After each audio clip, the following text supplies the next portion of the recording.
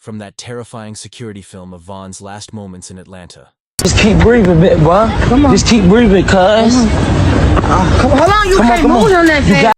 Long after he had left, the leaked jail audio surfaced. We're dissecting 5 eerie King Von moments in this video that haunted followers for years following his passing. The King Von shooting surveillance footage. The collection's most devastating video was shown to us first. This black and white security camera footage from outside Atlanta, Georgia's Monaco Hookah Lounge, captures the very moment King Von was shot and killed on November 6, 2020. The last few minutes before Von's light was extinguished were captured in this blurry video, which foolishly went popular online. Around 3:20 in the morning, what began as some normal parking lot hoofing turned into something much more serious, and the whole thing blew up.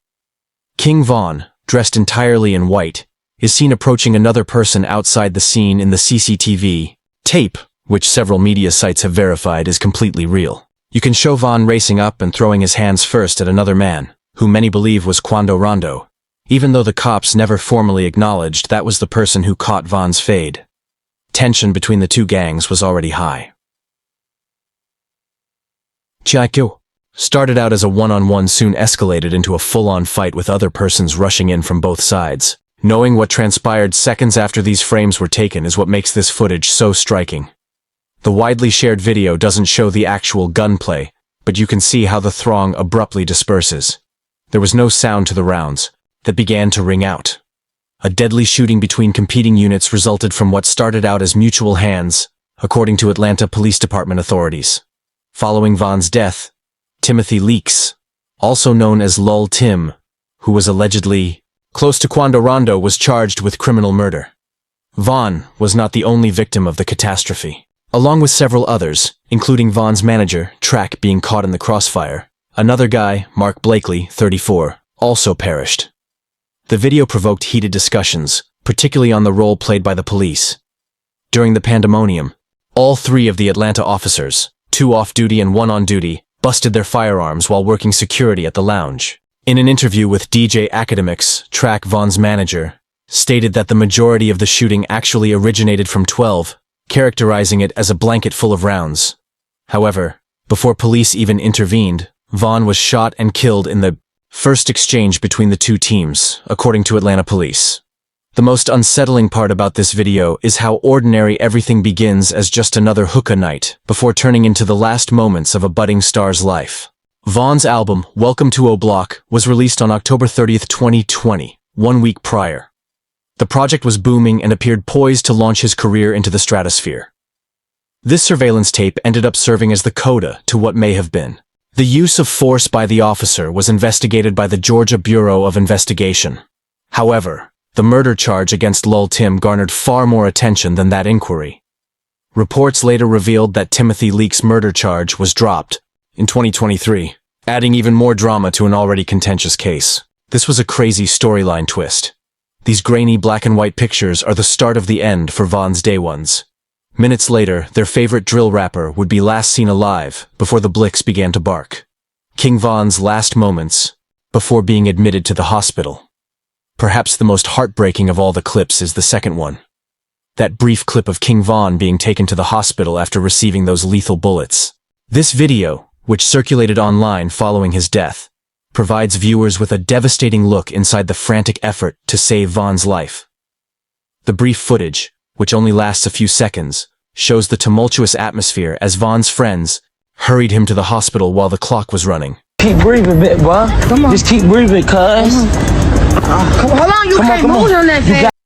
King Von drove up to the hospital in a private whip, indicating that his people weren't trying to wait for no EMS when every second mattered, in contrast to the other casualties who were taken by ambulance. This short clip's unadulterated emotion is crucial. You got it, my fault. Yeah. Man, he's shot. What you mean, wrong side? Come on. Please, come on, all right. Okay. Get him a wheelchair. As they pull up to the emergency room, you can sense the desperation and frantic hope in Homeboy's voice as he begs Von to continue breathing. We are unable to verify who is recording, although it sounds like one of Von's day ones. The desperate cries had a distinct sound, indicating how urgent the situation was. You can hear someone frantically attempting to grab the attention of the staff by yelling, "Ma'am, he's shot!" and constantly saying, "Come on, please," which demonstrates how serious the situation was at the time. The public is mainly unaware of what transpired after this brief footage. Official accounts state that King Von was declared dead at the hospital, but they withhold information regarding his final moments in care. This lack of knowledge sparked a lot of conjecture and innuendo, including one outrageous allegation made by someone posing as King Von's cousin Bo. According to this unconfirmed account, Von reportedly survived the initial surgery and awoke only to pass away from shock following a second procedure. Even more dramatic details about Von arguing with nurses and inquiring about his whereabouts were included by the source. But the majority of fans and medical professionals put a stop to this whole story, and no official medical records ever supported these outrageous assertions. The briefness of this hospital video, just a few seconds, captures the young hitmaker's life or death moment, which is what makes it so eerie. This unvarnished moment reveals the human reality behind the rapper's persona, in contrast to slick music videos or polished Instagram posts. It portrays Von as a young man battling for his life while his friends freak out, rather than as a drill star or Chicago icon. When unapproved autopsy photos surfaced online, the aftermath of Von's death became even more chaotic, and King Von's family were outraged at the invasion of privacy. For those grieving his passing, this disregard adds still another level of suffering. It also calls into question the morality of disseminating such delicate material only for influence. Von's family released an official statement around 2 weeks after he was removed, but it mostly addressed their sorrow in Von's legacy, rather than providing specifics about his last moments. Instead of talking on how he passed away, the statement reflected on the loss of a loving father, a very loyal friend, and a man who put his people's needs ahead of his own. Video shows King Von assaulting 0521 Freaky while he was incarcerated. Almost 3 years after Von's funeral, in July 2023, a bizarre video went viral on the internet. The video, which dates back to 2017, shows King Von beating up another prisoner, 0521 Freaky, when they were both confined. Years after Von's death and the incident, this leak sparked a national conversation about privacy concerns, prison politics, and the morality of sharing such material after his death. On July 19, 2023, the video appeared on the Instagram account Chicago's Rarest. It was soon picked up by Vlad TV and Hip Hop DX, among other big hip-hop news outlets. Given that it was released immediately following the July 14, 2023, release of King Von's posthumous album Grandson, the timing is extremely suspect, leading some to wonder if the leak was done for a calculated purpose. Von is shown in the video battling 051 Freaky, whose government identity has not been made public. The uneven fade is what, according to the streets and conversations on Reddit and Twitter, makes this footage especially filthy. According to reports, the video shows King Von, who was able to break free from his handcuffs with the help of another prisoner, severely hitting 051 Freaky, who was still in handcuffs and unable to protect himself. The account is further complicated by the purported cause of this beating. 051. Freaky had a tattoo that read, "Fuck L.A. Capone," which is why the whole thing went viral, according to reports from Hot New Hip Hop and other sites. Blatant disregard for L.A. Capone, a Chicago rapper who was a member of 600 and was murdered in 2013. Von took this situation personally because he and Lil Durk were great friends with L.A. You good? Yeah, they're grabbing the two that attacked him right now. Okay, get him. Take him down there then. Corrections officers are shown in this video discussing how to handle the problem after it has happened. Reports that Von received some assistance from another prisoner are supported by the reference to the two who attacked him. See your wrist? You could even see that he was cuffed, correct? Because you can see the marks from the cuffs on his arm. How'd you get out of your cuffs? How'd you get out of your cuffs? How'd you get out of your cuffs? Thought I was still on. An officer looks at Von's wrists in this section, noting shackle marks, and asking how he managed to escape. Visual evidence and other testimonies indicate that Von purposefully slipped his bindings to get to 0521 Freaky, notwithstanding his response that he believed he was still in handcuffs. You thought you were still in them? Are you double jointed? I'm just asking. I'm not gonna put a case on you or nothing. I just want to know, man. No, I just got you down. No swing. Keep my hand, little. Vaughn essentially acknowledges in this telling AF that he purposefully slipped out of his handcuffs by detailing how he swept his hand to do so. It appears that the cop is attempting to comprehend the mechanics without necessarily filing charges when he asks whether Vaughn is double-jointed and vows not to file a case against him. Particularly for well-known prisoners from Chicago's drill scene, the incident provides an unvarnished glimpse into the intricate dynamics of prison life. This video, in the opinion of many admirers, strengthened King Von's standing as a genuine stepper who upheld and adhered to street codes despite being imprisoned. Others expressed worries about the safety of the inmates, prison security, and the continuation of street fighting behind bars. People questioned the ethics of the leak because it happened years after Von's death and just before his posthumous record was released. Some media professionals and fans questioned if it was exploitative to release videos of musicians who had passed away in precarious situations. Others contended that even while these insights into Von's personal life are unfavorable, they offer crucial background information for comprehending the rapper and the guy. According to reports, 051 Freaky addressed the incident in a phone conversation that eventually appeared on YouTube. He acknowledged King Von as a genuine person, gave his version of events, and described the tattoo that started the altercation. By demonstrating how even violent events can be interpreted differently by individuals directly involved, this offers still another viewpoint to an already complex narrative.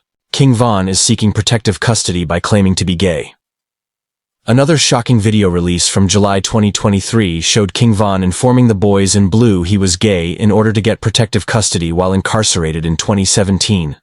One day prior to the 051 Freaky Fight video, on July 18, 2023, this clip was initially released online by the Instagram account Chirac Rares. DJ Academics on X was among the many people who shared it. The November 2017 Bodycam tape shows King Von speaking to jail officials and making sexuality-related allegations that many of his close associates later characterized as a ruse to negotiate better conditions while inside. Them my pictures. What's Ackerman doing? Bro, could you please get my picture from that man?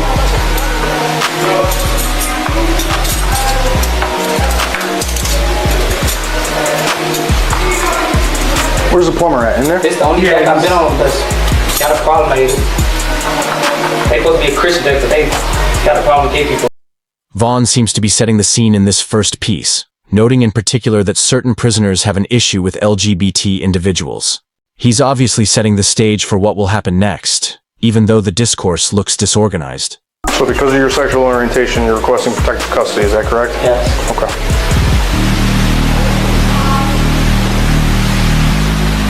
I get along with, the straight people. This section is crucial because it depicts an officer asking Vaughn directly if he is seeking protective custody due to his sexual orientation, to which Vaughn responds in the affirmative. The contradicting statement about getting along with the straight individuals in there is then added. They have an issue with me. I never get started.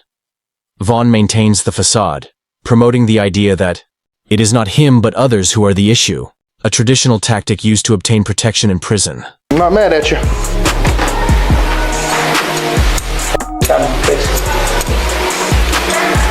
Bye, little Josh.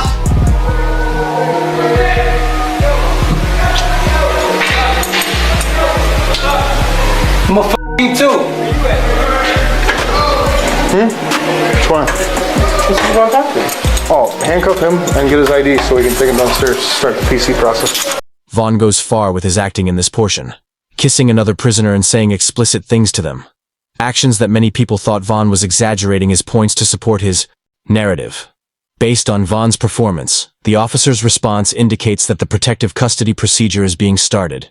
When the film first came to light, years after King Von's death, it sparked a great deal of controversy. While some fans questioned if Vaughn was genuinely gay or merely utilizing jail politics to better his circumstances, many others found the posthumous publication of the video unsettling.